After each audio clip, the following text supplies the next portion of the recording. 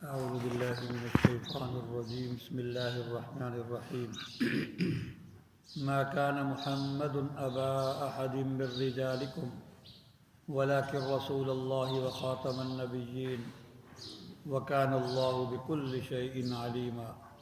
سورہ الاحزاب کی آیت نمبر 40 کی میں نے تلاوت کی ہے۔ اللہ تبارک و تعالیٰ ارشاد فرماتے ہیں کہ محمد صلی اللہ علیہ وسلم تم میں سے کسی مرد کے باپ نہیں۔ رجل جس کے اندر وصف رجولیت ہو، یعنی بالغ جو ہوتا ہے اس کو رجل کہتے ہیں، اور اس سے چھوٹا جو ہو اس کو بچہ کہتے ہیں، طفل کہتے ہیں۔ آپ کسی مرد کے باپ نہیں ہیں۔ آپ کی نرینہ اولاد تو ہوئی لیکن فوراً ہی فوت ہو گئی، اور اسی طرح آپ کی 4 صاحبزادیاں ہیں، وہ بڑی بھی ہوئیں، ان کی شادیاں بھی ہوئیں۔ آپ علیہ السلام کی زندگی میں ان کی شادیاں ہوئیں، ان میں سے 3 آپ کی زندگی میں وفات پا گئیں۔ حضرت فاطمہ رضی اللہ تعالی عنہ آپ سے 6 ماہ بعد ان کا انتقال ہوا، اور پھر حضرت فاطمہ سے ہی حضرات حسنین رضی اللہ عنہما کے واسطے سے پھر آگے اولاد بھی چلی، اور اب بھی اولاد موجود ہے ان کی، حسنین رضی اللہ تعالی عنہما کی، حضرت فاطمہ کی۔ تو فرمایا کہ تم میں سے کسی مرد کے باپ نہیں، اس لیے آپ حضرت زید بن حارثہ کے بھی باپ نہیں ہیں۔ جو قصہ چل رہا تھا، زید بن حارثہ کو آپ نے متبنہ بنایا ہوا تھا، منہ بولا بیٹا بنایا ہوا تھا، پھر آپ نے ان کی شادی کی حضرت زینب بنت جحش سے رضی اللہ عنہ، پھر انہوں نے اس کو طلاق دے دی۔ آپ نے پھر زینب رضی اللہ عنہ سے نکاح کیا، تو لوگوں نے بڑا شور و غل کیا، واویلا کیا اور طعن و تشنیع کی کہ دیکھو جی بہو سے شادی کر لی۔ فرمایا وہ تم میں سے کسی مرد کے باپ ہی نہیں ہے تو بہو کیسے بن گئی؟ تو بہو کیسے ہوئی؟ کیونکہ منہ بولا بیٹا حقیقی بیٹا نہیں ہوتا، اس لیے اس کی بیوی وہ حقیقی بہو نہیں ہوتی، لہذا اس سے شادی کرنا جائز ہے۔ اور پھر چونکہ ادعوہم لآبائہم، آپ نے یہ رسم جاہلیت اللہ تبارک و تعالیٰ نے قرآن مجید میں بھی توڑ دی، اور پھر آپ علیہ السلام کے عمل کے ذریعے اس کو توڑوایا گیا کہ آپ کی اپنے منہ بولے بیٹے کی بیوی سے شادی کرائی گئی، تاکہ آئندہ لوگوں کے لیے اس میں کوئی تنگی نہ ہو۔ فرمایا تم میں سے کسی مرد کے باپ نہیں ہیں، ولیکن رسول اللہ، اگرچہ آپ کسی نسبی والد نہیں لیکن روحانی والد ہیں۔ رسول اللہ، رسول جو ہوتا ہے وہ پوری امت کا روحانی والد ہوتا ہے۔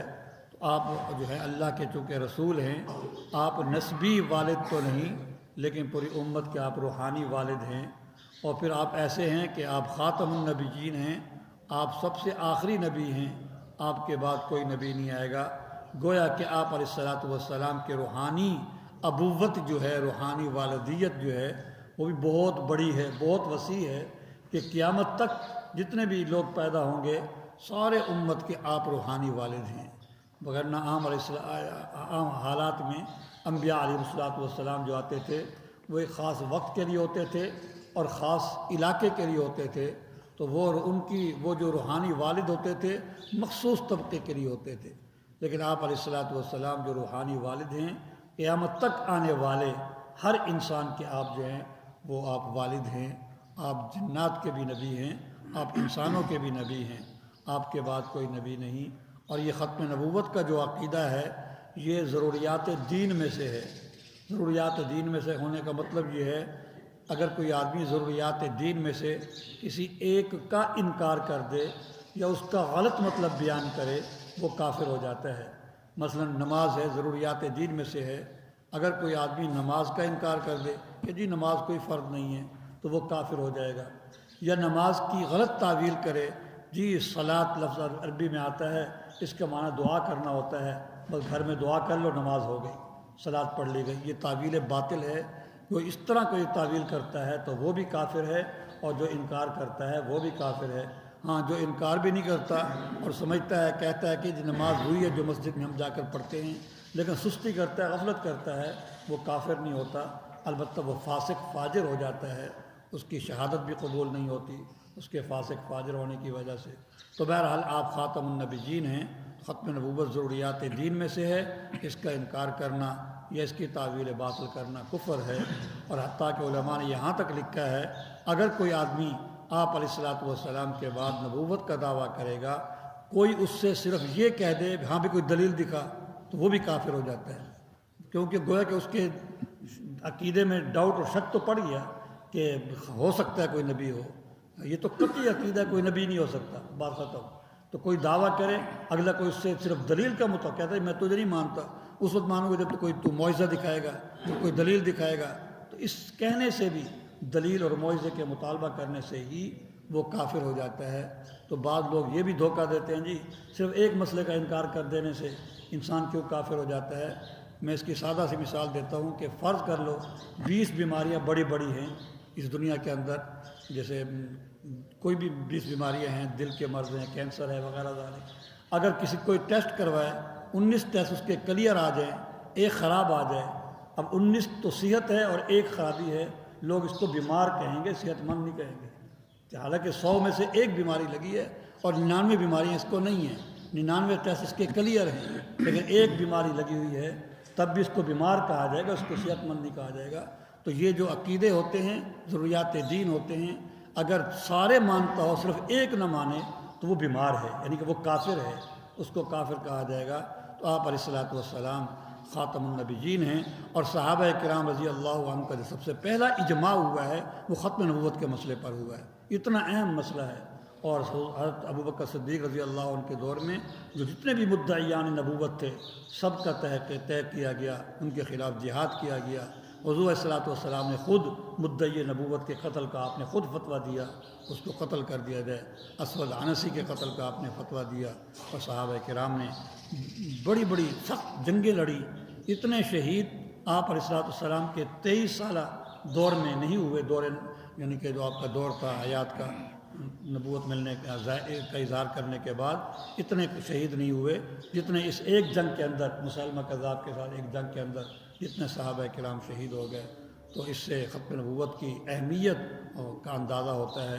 آگے فرمایا وَكَانَ اللَّهُ بِكُلِّ شَيْءٍ عَلِيمًا، اور اللہ تعالیٰ ہر چیز کو خوب جاننے والا ہے۔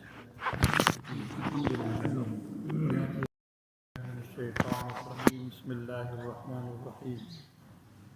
ما كان محمد أبا أحد من رجالكم ولكن رسول الله وخاتم النبيين وكان الله بكل شيء عليما۔ سورہ الاحزاب کی آیت نمبر 40 کی میں نے تلاوت کی ہے۔ اس آیت مبارکہ کے اندر ایک خاص مضمون آپ علیہ الصلوۃ والسلام کی ختم نبوت کا ذکر ہے، اسی کے حوالے سے ایک دو باتیں مزید عرض کرنی ہیں۔ ختم نبوت کا مسئلہ اتنا اہمیت کا حامل ہے کہ صحابہ اور تابعین رضی اللہ تعالیٰ مجمعین نے اس کے لیے بڑی قربانیاں دی ہیں۔ ایک واقعہ ہے کہ مسیلمہ کذاب نے حضرت حبیب بن زید بن حبیب انصاری رضی اللہ تعالیٰ عنہ کو بلایا اور پوچھا کیا تو محمد پر ایمان رکھتا ہے؟ حضرت زید بن حبیب رضی اللہ تعالیٰ عنہ نے کلمہ پڑھا لا الہ الا اللہ محمد الرسول اللہ۔ پھر اس نے کہا کہ تو مجھ پر ایمان رکھتا ہے؟ حضرت زید بن حبیب رضی اللہ عنہ نے ارشاد فرمایا مجھے تیری بات سمجھ نہیں آ رہی، میں نہیں سن رہا تیری بات، میں بہرا ہوں۔ اس نے بار بار یہی سوالات کیے، جب حضور علیہ الصلوۃ والسلام کا نام لیتا تو آپ کلمہ پڑھتے، اور جب وہ اپنے بارے میں پوچھتا تو آپ کہتے ہیں میں بہرا ہوں، مجھے تیری آواز سنائی نہیں دیتی۔ لکھا ہے روایات کے اندر مسیلمہ کذاب نے اپنے سامنے حضرت زید بن حبیب رضی اللہ تعالیٰ عنہ کے ایک ایک عضو کاٹتا تھا اور پھر سوال کرتا تھا، ایک عضو کاٹتا تھا، انگلی کاٹی، پھر پوچھا ہاں بھئی مجھ پر ایمان لاتا ہے؟ وہ یہی کہتا ہے کہ میں تو بہرا ہوں، مجھے نہیں سنائی دیتا، پھر دوسری انگلی کاٹتا، اس طرح ایک ایک عضو کاٹ کر آخر تک انہوں نے یہی کہا کہ میں تیری بات نہیں سن رہا، میں بہرا ہوں۔ اتنی بڑی قربانی دی اس مسئلے کے لیے۔ اسی طرح ایک اور ہیں، وہ صحابی نہیں ہیں، ابو مسلم خولانی تابعی ہیں رحمہ اللہ تعالی، ان کا اصل نام صوب بن عبداللہ ہے، ابو مسلم خولانی کہتے ہیں۔ اسود عنسی نے ان کو بلایا اور ان سے اپنے اوپر ایمان لانے کا کہا، ابو مسلم خولانی رحمہ اللہ نے انکار کر دیا۔ اس نے بار بار اصرار کیا، دھمکیاں دی، آپ انکار کرتے رہے۔ اس نے پھر ایک کڑھا چڑھوایا تیل کا گرم، بہت گرم کیا اس کو، اور پھر اس کے اندر ابو مسلم خولانی کو ڈال دیا، بہت گرم جو کر سکتا تھا وہ۔ ابو مسلم خولانی رحمہ اللہ کو جب اس کڑھا کے اندر ڈالا گیا تو وہ جو ہے وہ ٹھنڈا ہو گیا اور اللہ پاک نے ان کی حفاظت فرمائی، بالکل وہی جس طرح حضرت ابراہیم علیہ السلام کے ساتھ ہوا تھا۔ اور جب یہ واقعہ دیکھا، یہ منظر دیکھا، تو اسود عنسی کذاب دجال کا کہ جو ساتھی بیٹھے تھے درباری، انہوں نے کہا جس کو بھی ابھی یہاں سے نکالو، ورنہ اس واقعے کی وجہ سے تو لوگ تجھ سے پھر جائیں گے کہ یہ کوئی ہم جھوٹے ہیں، یہ حق پر ہے، اس کو فوراً نکالو۔ اس کو پھر یہ یمن کے تھے، ملک بدر کیا گیا، تو سیدھا مدینہ منورہ ہے۔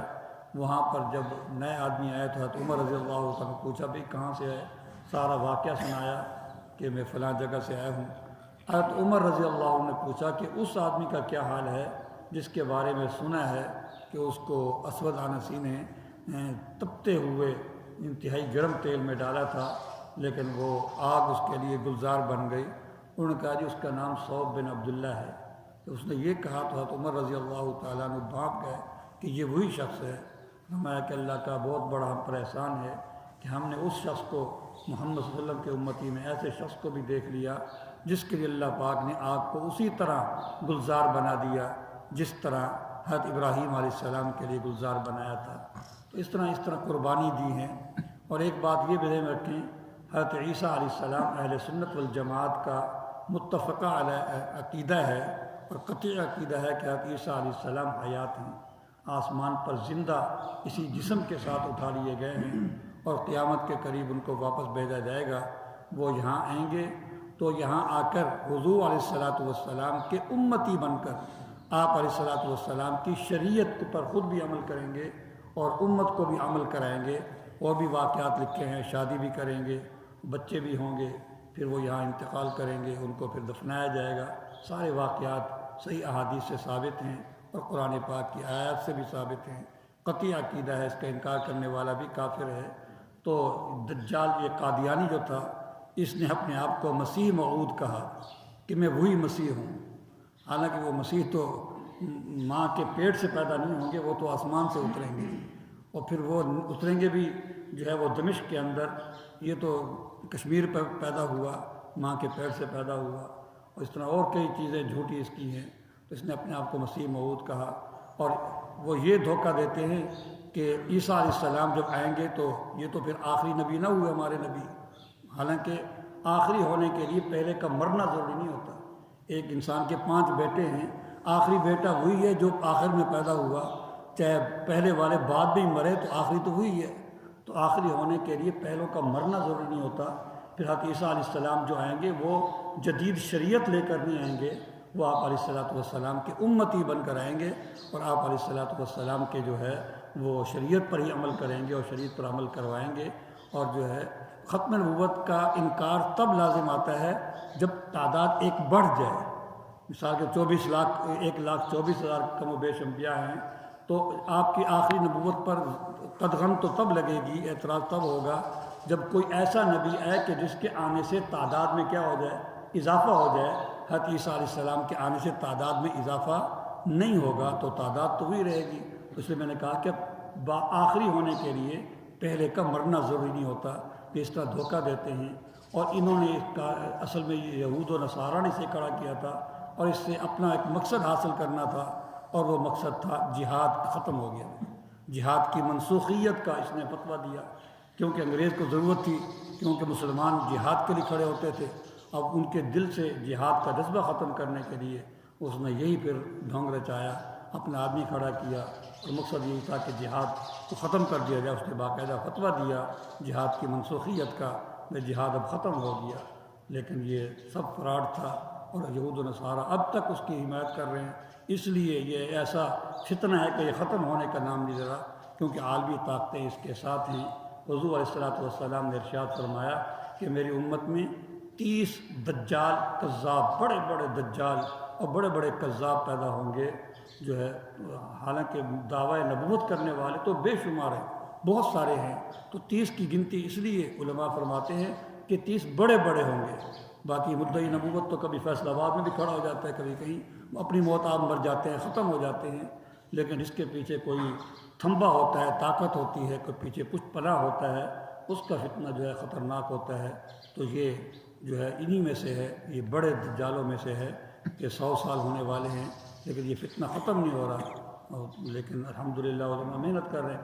اور دوسری بات یہ ذہن میں رکھیں کہ آپ کے قانون میں یہ ہے کہ اقلیتوں کو مذہبی آزادی حاصل ہے، اقلیت کو حاصل ہے، اور جو اپنے آپ کو اقلیت ہی سے تسلیم نہ کرے تو وہ تو پہلے سے ہی آئین کی غدار ہے نا۔ آئین کی یہ بات بعض لوگ یہ ذہن کرتے ہیں کہ وہ اقلیت ہے تو اقلیتوں کو مذہبی آزادی ہونی چاہیے۔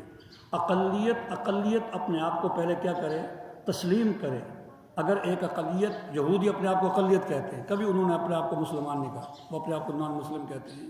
نصرانی عیسائی اپنے آپ کو نان مسلم کہتے ہیں، ہندو پاکستان کے اندر اپنے آپ کو نان مسلم کہتے ہیں، تو گویا کہ وہ اپنے آپ کو اقلیت تسلیم کر کے پھر ان کو مذہبی آزادی ہوتی ہے، اپنے روٹین کے مطابق عبادت کریں۔ لیکن یہ اپنے آپ کو پہلے سے اقلیت تسلیم نہیں کرتے، یہ شناختی کارڈ کے اندر، پاسپورٹ کے اندر، ہر جگہ پر یہ اپنے آپ کو مسلم ظاہر کرتے ہیں۔ تو چونکہ یہ اقلیت ہونا تسلیم نہیں کرتے اور ملکی قانون کے اندر یہ اقلیت ہے، تو گویا کہ پہلے آئین کے بھی غدار ہیں۔ جب آئین ہی کے غدار ہیں تو ان کو مذہبی آزادی نہیں جا سکتی، کیونکہ یہ اپنے آپ کو اقلیت تسلیم نہیں کرتے۔ شاید آپ کے ذہن میں ہو، میرے ذہن میں ایک واقعہ ہے۔ چیف جسٹس خلیل الرحمان رمدے تھا، ہائی کورٹ کا چیف جسٹس، چند سال پہلے کی بات ہے۔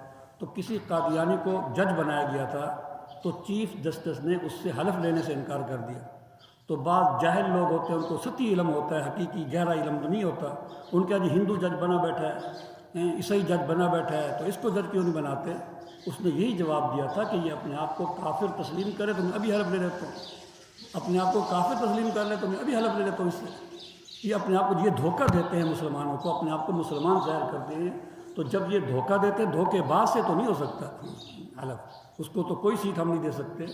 اس لیے یہ بات ذہن میں رکھیں کہ بعض لوگ اس طرح کے شوشے چھوڑتے ہیں، اقلیتوں کو مذہبی آزادی ہونی چاہیے، لیکن اقلیت جب وہ ملکی آئین کو تسلیم کرے، اپنے آپ کو اقلیت تسلیم کرے، پھر اگلی بات چلے گی کہ مذہبی آزادی ان کو ہونی چاہیے۔ تو جو آدمی اپنے آپ کو مذہبی اقلیت تسلیم نہیں کرتا اس کو مذہبی آزادی، کیونکہ وہ دھوکے باز ہے، وہ ملک کے قانون اور آئین کا غدار ہے، اس لیے اس کو تو اس لیے جسٹس خلیل الرحمان رمدے نے اس سے حلف لینے سے اسی بات پر انکار کیا کہ یہ پہلے اپنے آپ کو اقلیت تسلیم کر لے، میں بھی اس سے حلف لے لیتا ہوں۔ تو یہ بات ذہن میں رکھیں۔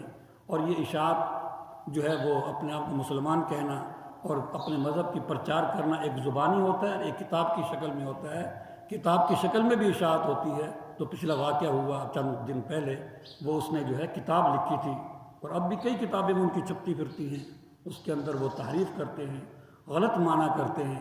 یؤمنون بالآخرہ، آخرہ کا معنی بعد والا نبی کرتے ہیں۔